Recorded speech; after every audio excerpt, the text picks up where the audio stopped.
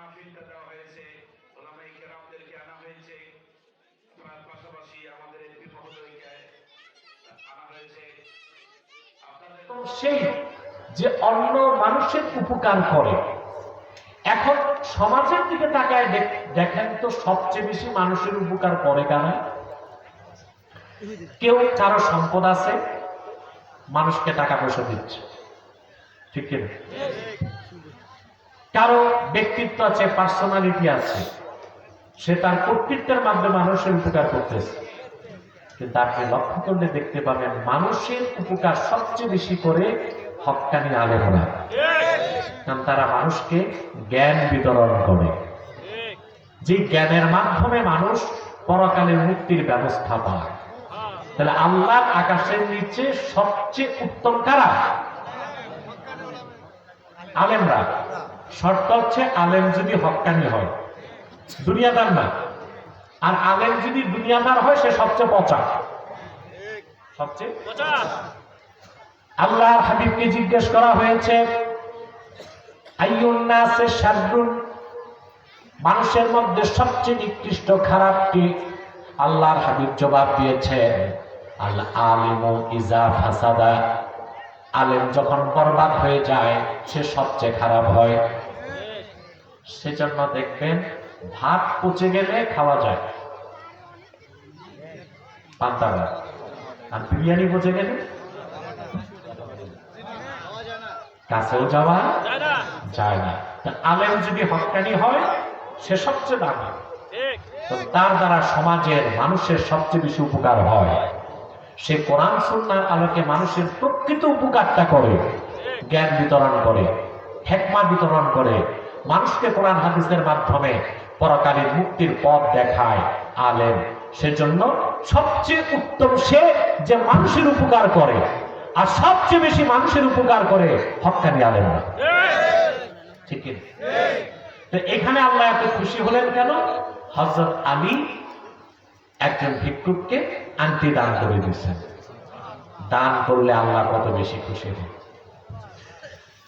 হাদিস সাক্ষ্য দেয় হযরত আলীর নামাজ তখনও শেষ হয় নাই, ভিক্ষুক মসজিদ নববীর দরজা থেকে বের হয় নাই, জিবরিল চলে এসেছে, আয়াত নাজিল হয়ে গেছে।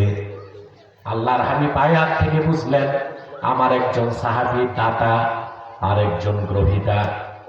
রাসূলুল্লাহ খুঁজতেছেন কে দান করলো আর কে গ্রহণ করলো। আল্লাহর হাবিব দেখেন মসজিদ নববীর দরজা দিয়া এক ভিক্ষুক বেরিয়ে যাচ্ছে। আল্লাহর হাবিব বললেন হাল আ'তাকা আহাদুন শাইআ, আমার সাহাবীদের কেউ তোমাকে দান করেছে নাকি? ভিক্ষুক তখনও বের হয় নাই, হযরত আলীর নামাজও শেষ হয় নাই, ওহী নাজিল হয়ে গেছে। প্রাণ খুলে বলেন সুবহানাল্লাহ। ভিক্ষুককে রাসূলুল্লাহ জিজ্ঞেস করলেন আমার সাহাবীদের কেউ তোমাকে দান করছে কিছু? আলী কিন্তু নামাজে। فأشار إلى علي فقال ذاك الرجل يا رسول الله, ভিক্ষুক হযরত আলীর দিকে ইশারা করে বললেন ইয়া রাসূলুল্লাহ, আপনার কলিজার টুকরা হযরত ফাতেমার স্বামী ওই যে আলী নামাজ পড়ছে তিনি আমাকে দান করেছেন এই আংটি। বলেন সুবহানাল্লাহ। তাহলে বোঝা যায় আল্লাহ সবচেয়ে বেশি খুশি হন, রাজি হন যে মানুষগুলো দান খয়রাত করে, ঠিক আছে, মানুষের উপকার করে। আমরা এই কাজটা করব ইনশাআল্লাহ। একজন মানুষ সবচেয়ে খুশি হয় ক্ষুধার সময় তাকে খাদ্য দিলে। এই কাজগুলোর সওয়াব অনেক বেশি, মানুষের উপকার। যার বস্ত্র নাই তাকে বস্ত্র দেওয়া, যার খাদ্য নাই তাকে খাদ্য দেওয়া, যার ঔষধ নাই তাকে চিকিৎসা সেবা দেওয়া, যার ঘর নাই তারে ঘর বানায় দেওয়া, যার মেয়ের বিয়ে হচ্ছে না বিয়ের ব্যবস্থা করায়। এগুলো অভ্যাস আছে আমাদের মধ্যে না? আমরা আরো চুরি করে খাওয়ার ধান্দায় থাকি, ঠিক না? সুদের মাধ্যমে, ঘুষের মাধ্যমে, লুটপাটের মাধ্যমে, চাঁদাবাজির মাধ্যমে আমরা মানুষের আরো খাবার চেষ্টা করি, খাওয়ানোর চেষ্টা। হাদিস শরীফে এসেছে যুদ্ধের ময়দানে রাসূলুল্লাহর সাহাবীগণ আহত অবস্থায় শুয়ে আছে মুতার যুদ্ধে। 3 দিন যাবত রোজা রাখতেছি, মা যুক্ত যাওয়াকান ইল্লাল মা, জিহ্বায় পানি ছাড়া কিছু দিতে পারি নাই। যদি আপনি সম্মতি দেন আজকে রাতের বেলা এশার নামাজের পর আপনার বাড়িতে আমি মেহমান হতে চাই। সাহাবী বললেন ঠিক আছে। দৌড়িয়ে সাহাবী বাড়িতে এসে তার স্ত্রীকে বললেন, আল্লাহর হাবিবের একজন ক্ষুধার্ত সাহাবী 3 দিন যাবত রোজা রাখতেছে, তিনি আজকে এশার পর আমাদের বাড়িতে আসবেন, আমরা তাকে মেহমানদারি করব, ঘরে কি আছে? সাহাবীর স্ত্রী জবাব দিলেন, আমরা আছি 3 জন, স্বামী আর স্ত্রী আর ছোট বাচ্চা, খাবার আছে একজনের। সাহাবী বলেন, আজকে আমরা কেউ খাবো না, ক্ষুধার্ত থাকবো, সবটুকুন খাবার রাসূলুল্লাহর সাহাবীর প্লেটে তুলে দিব। স্ত্রী বললেন ঠিক আছে, তুমি আর আমি না খাইলাম, ছোট বাচ্চাটার কি হবে? সাহাবী তার স্ত্রীকে শিখাই দিলেন, আজকে বাচ্চাটাও খাবে না। নওমিনিস সাবিয়া ক্বাবলা সালাতিল ইশা, এশার নামাজের আগে বাচ্চাটারে ঘুম পাড়ায় দিও, সারা রাত তার ঘুমে কাটবে। ফালাম্মা কাররাবতিত তাআমা ফাতফা ইসরাজ, আর যখন এশার নামাজের পর সাহাবী আসবেন, সাহাবীর সামনে সবটুকু খাদ্য দিয়ে কৌশলে বাতিটা নিভায় দিও।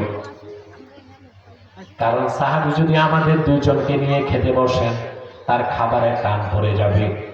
ঘরটা অন্ধকার করে দিলে দূরে বসে আমরা স্বামী স্ত্রী খালি প্লেটে খাবারের ভান করব, তাতে সাহাবী ভাববেন তিনিও খাচ্ছেন, আমরাও দূরে বসে খাচ্ছি। এশার নামাজের পর আসলেন সাহাবী, সবটুকু খাবার সাহাবীর প্লেটে তুলে দিয়েছেন। নিষ্পাপ বাচ্চাটা ঘুমে রাত কাটায় দিল, লাইট বন্ধ করে দিছে, স্বামী স্ত্রী দূরে বসে অন্ধকারে প্লেট, খালি প্লেটে হাত উঠায়া নামায়। পেট ভরে সাহাবী খেয়ে তৃপ্তির ঢেকুর ফেলে বাড়ি গেছে। রাতের বেলা স্বামী স্ত্রী পানি দিয়া সেহরি করছে। ফজরের আযান হয়ে গেল, মসজিদ নববীতে আযান হয়ে গেল। সাহাবী ওযু করে দৌড়িয়ে মসজিদ নববীতে গেলেন। আল্লাহর হাবিবের পেছনে ফজর নামাজ পড়ে সাহাবী যখন বসলেন, রাসূলুল্লাহ ফজর নামাজের পর সাহাবীর দিকে তাকায় বললেন, গত রাতে তুমি আর তোমার স্ত্রী এমন কি কাজ করছো, স্বয়ং আল্লাহ রাজি হয়ে গেছেন। সাহাবী বললেন, ইয়া রাসূলুল্লাহ, ইয়া হাবিবাল্লাহ, কিছুই তো করতে পারি নাই, শুধু নিজেরা অভুক্ত থেকে আপনার একজন ক্ষুধার্ত সাহাবীরে রাতের বেলা মেহমানদারি করেছি, এর চেয়ে বেশি কিছু করতে পারি নাই। আল্লাহর হাবিব বললেন, সাহাবী, তোমাদের এতটুকুন কাজে আল্লাহ খুশি হয়ে কোরআনের আয়াত নাজিল করে দিয়েছেন, ওয়ায়ুসিরুনা আলা আনফুসিহিম ওয়ালাউ কানা বিহিম খাসাসা। প্রিয় হাবিব মুহাম্মদ সাল্লাল্লাহু আলাইহি সাল্লাম, আপনার সাহাবীগণের মধ্যে এমনও সাহাবী আছেন যারা ক্ষুধার যন্ত্রণা নিজেরা সহ্য করে নিজেদের খাদ্য অন্যের পাত্রে তুলে দেয়। বলেন সুবহানাল্লাহ। মানুষের উপকারে আল্লাহ এত বেশি খুশি হন, বলেন সুবহানাল্লাহ। অতএব আপনাদেরকে আমার নসিহত, পরে একটা খাবার চেষ্টা করবেন না, খাওয়ানোর চেষ্টা করবেন। পারবেন না? তাকে বস্ত্র দিবেন, যার খাদ্য নাই তাকে খাদ্য দিবেন, যার চিকিৎসা সেবা নাই তার চিকিৎসা সেবার ব্যবস্থা করে দিবেন। পারবেন ইনশাআল্লাহ? এই কর্মসূচি যদি আমরা নিতে পারতাম, আর তা যদি হতো মসজিদ ভিত্তিক, তা বাংলাদেশে খ্রিস্টানদের একটা এনজিও হালে পানি পাইতো? কথা বলেন। আমাদের সমাজের সব কাজের কেন্দ্র যদি হয় মসজিদ, কি হয়? তাহলে এনজিওরা দারিদ্রতার সুযোগ নিয়ে আমাদের মানুষগুলোকে গোমরা বানাবার আর সুদখোর বানাবার সুযোগ কোনোদিনও পেত? মসজিদকে আমরা কেন্দ্র বানাতে পারি, কি বানাতে পারি? সমাজ সেবার মূল কেন্দ্র হবে কি? ক্লাব না, ক্লাবে তো যতটুকু ভালো কাজ হয় তার চেয়ে বেশি বদমাশি হয়, খারাপ কাজ হয়। আর মসজিদে যা হবে সবটাই ভালো কাজ। ইমাম সাহেব লোকজনকে নিয়ে বসবে, তারপরে লিস্ট করবে এলাকায় গরিব কে কে আছে, ঠিক না? কার মেয়ের বিয়ে হয় না, কার চিকিৎসা সেবা নাই, ট্রিটমেন্টের কার অভাব, এগুলো তিনি লিস্ট করবেন।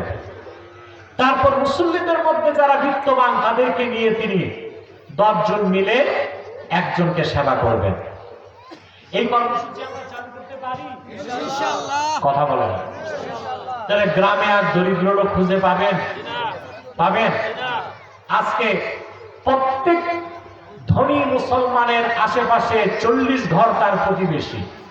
কত ঘর? জোরে বলেন।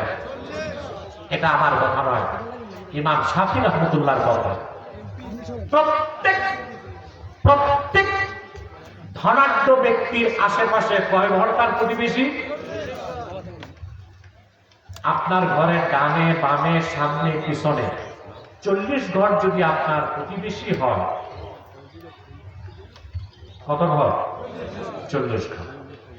আর প্রত্যেক ধনাঢ্য যদি তার এলাকার 40 ঘরের মানুষের খোঁজ খবর রাখে, তাহলে এলাকায় সমাজে একটা লোক চিকিৎসা সেবা বঞ্চিত থাকবে?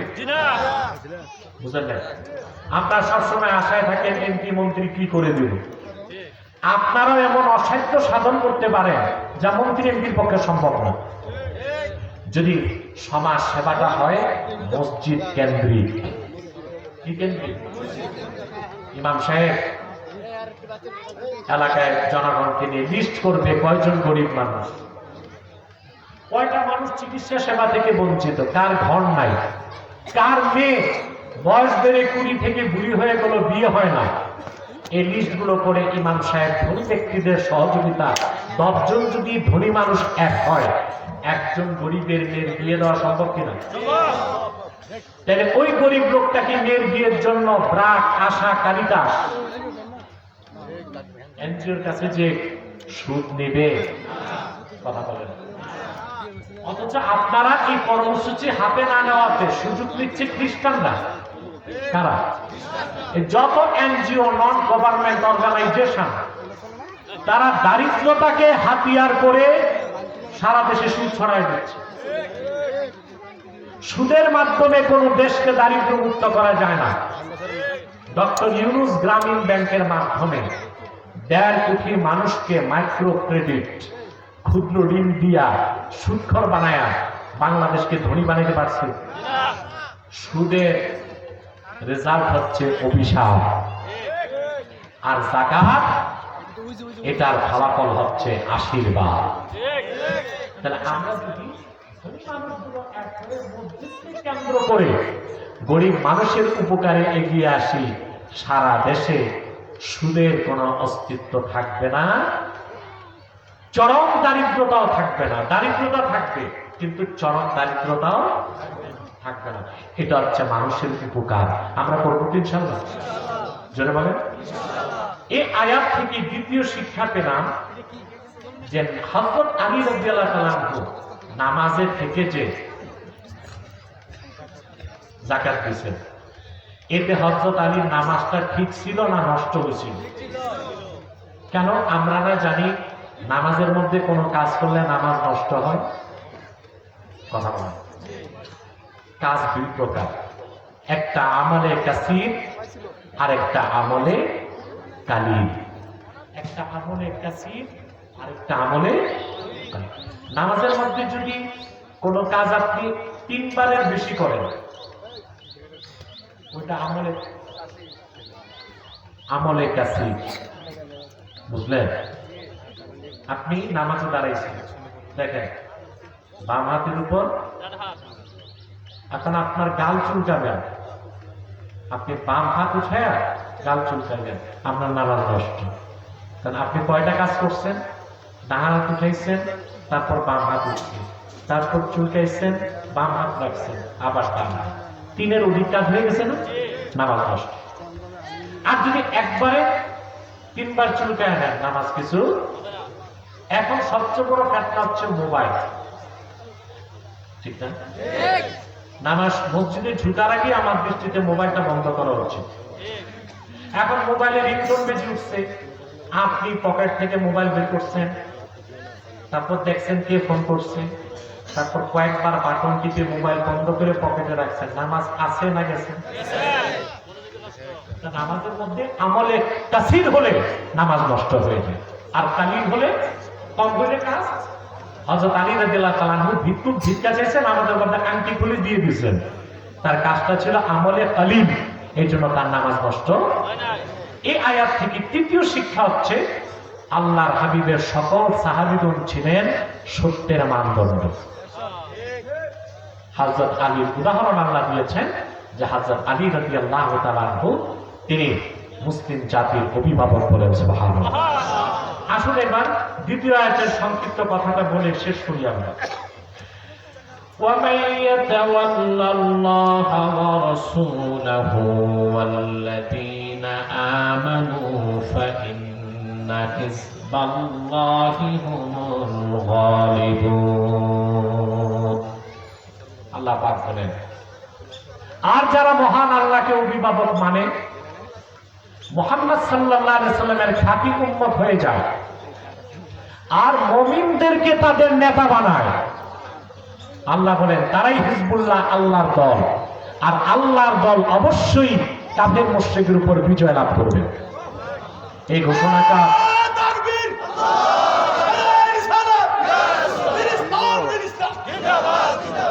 আল্লাহর দল বিজয়ী হবে, এই ঘোষণা কার? শর্ত হচ্ছে আপনাকে হিজবুল্লাহ, আল্লাহর দলভুক্ত হইতে হবে।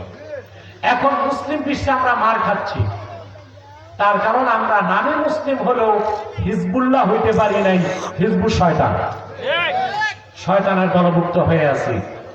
কারণ অধিকাংশ মুসলিম দেশগুলোর নেতারাই প্রকৃত মুসলিম নয়, তারা ভালো মুসলমান হইতে পারে না। কোরআন সুন্নাহর মৌলিক বিশ্বাস তাদের মধ্যে নেই, ঠিক কিনা? আর আপনি যদি আল্লাহর দলভুক্ত হন, আল্লাহর খাঁটি বান্দা হন, মুহাম্মদ সাল্লাল্লাহু আলাইহি সাল্লামের প্রকৃত উম্মত হন, আর নেতা যদি ইমানদারদেরকে বানান, অবশ্যই আপনার বিজয় আসবে। এই কমিটমেন্ট কার? ওয়াদা কার? পৃথিবীতে দেখতেছেন, কথা বলেন, দেখেন আফগানিস্তানে আমেরিকা মার খেয়েছে। আমেরিকার কি না আছে? Super power. সুপার পাওয়ার হতে চারটা জিনিস লাগে। কয়টা জিনিস? প্রথম হচ্ছে মানি, টাকা লাগে। আমেরিকার রিজার্ভ আছে এখন $23 ট্রিলিয়ন। কত ট্রিলিয়ন? বুঝেন, 1000 বিলিয়নে 1 ট্রিলিয়ন। আমেরিকার রিজার্ভ আছে $23 ট্রিলিয়ন। ওগুলো তার নিজের না, চুরির টাকা, লুটপাটের টাকা। যেমনি হোক তার টাকা আছে কত? প্রথম হচ্ছে মানি, তারপর হচ্ছে মাসাল, পেশি শক্তি। আমেরিকার পেশি শক্তি বেশি। ওর কাছে অ্যাটম বোম আছে 6500, এয়ারক্রাফট ক্যারিয়ার আছে 12টা, ফাইটার বিমান আছে 2500, সৈন্য আছে 10 লাখের উপরে, 14 লাখ টাকা মাসাল পাওয়ার আছে। 3 নাম্বার হচ্ছে মিডিয়া। আল জাজিরা ছাড়া সবগুলো মিডিয়া আমেরিকার। 4 নাম্বার হচ্ছে ম্যান্ডেট। যুক্তরাষ্ট্রের সমস্ত মাস্তানির লাইসেন্স দেয় জাতিসংঘ, আর ওইটা তার বাড়িতে। সুপার পাওয়ার আছে। মসজিদের ভিতর কেক কেটে জন্মদিন পালন করার বিধান কি? নাজায়েজ, হারাম। আজানের আগে আসসালাতু ওয়াসসালামু আলাইকা ইয়া রাসূলুল্লাহ বলা ও গজল গাওয়া, মাইক দিয়ে সকিনা পড়ার হুকুমকে একসাথে 3টা প্রশ্ন করে ফেলছে। দেখুন, আজানের আগে কোথাও যদি দরুদ সালাম পড়ে, বাধা দিবেন না। যদি আজান যে দেয় সে যদি মনে করে দরুদ সালামটা আজানের অংশ না, যদি মনে করে দরুদ সালাম না পড়ে আজান দিলে আজান হবে না, তাহলে বেদাত হবে। আর যদি সে মনে করে যে না, আজান তো আজান, আর একটু দরুদ সালাম পড়ে নিলাম, তাহলে সমস্যা নেই। আর সুন্নাত হচ্ছে আজানের পরে দরুদ সালাম। এটা মুসলিম শরীফের হাদিস। আল্লাহর হাবিব ইরশাদ করেছেন, কুলু মা মিসলা মা ইয়াকুলুল মুআজ্জিন সুম্মা সাল্লাল্লাহু লিয়াল ওয়াসিলা। মুয়াজ্জিন আজানে যা বলে তোমরা তাই বলো। অতঃপর আমার জন্য আল্লাহর কাছে ওসিলা চাও। এজন্য আমরা আজানের পর আল্লাহর হাবিব মুহাম্মদ সাল্লাল্লাহু আলাইহি ওয়াসাল্লামের জন্য ওসিলার দোয়া করি, তারপরে দুরূদ সালাম পড়ার কথা আসছে। তো যেহেতু সুন্নত হচ্ছে আজানের পর দুরূদ সালাম, আমরা সুন্নত মোতাবেক চলবো, মন গড়া আমল করব। 2 নম্বর হচ্ছে আজানের আগে গজল গাওয়া কি? ফজরের আজানের আগে বিশেষ করে এই দেশের মানুষ ঘুমাইলে তো হুঁশ থাকে না, তো ঘুমটা ভাঙানোর জন্য যদি একটু গজল গাওয়া হয় তাতে কোনো সমস্যা। 3 নাম্বার হচ্ছে মাইকে ছবি না পড়া। ছবি না বলতে বুঝাইছেন যে কোরআন খতম মাইকে পড়া না, এটা মাইকে পড়া উচিত, আদবের খেলাফ। কেন? দেখুন আল্লাহ তাআলার নির্দেশ হচ্ছে ইযা কুরিয়াল কুরআনু ফাসতামিউ লাহু ওয়া আনসিতু লাআল্লাকুম তুরহামুন। যখন কোরআন কারীম পঠিত হয় তখন তোমরা চুপ থাকো, মনোযোগ দিয়ে শোনো। এখন কোরআন তেলাওয়াত করা নফল, কিন্তু কোরআন শোনা ওয়াজিব। মনোযোগ দিয়ে শুনতে হবে, সব কাজ বাদ দিয়া। এখন সারা রাত যদি মাইকে কেউ কোরআন শরীফের খতম করে তাহলে শত শত লোক তো ঘুমাচ্ছে, শুনতেছে না। কেউ দোকানে আড্ডা দিচ্ছে, শুনতেছে না। কেউ অন্য কোনো কাজ করতেছে, শুনতেছে না। এই যে এতগুলো মানুষকে শোনার বিধান থেকে আপনি বঞ্চিত করলেন, তাদের উপর বাধ্য ছিল কোরআন শরীফ শোনা। এই যে আপনি বাধ্য করলেন আর তারা শুনলো না, এই জন্য আপনিও গুনাহগার হবেন। সেজন্য কোরআন শরীফের খতম মাইক ছাড়াই হওয়া উচিত।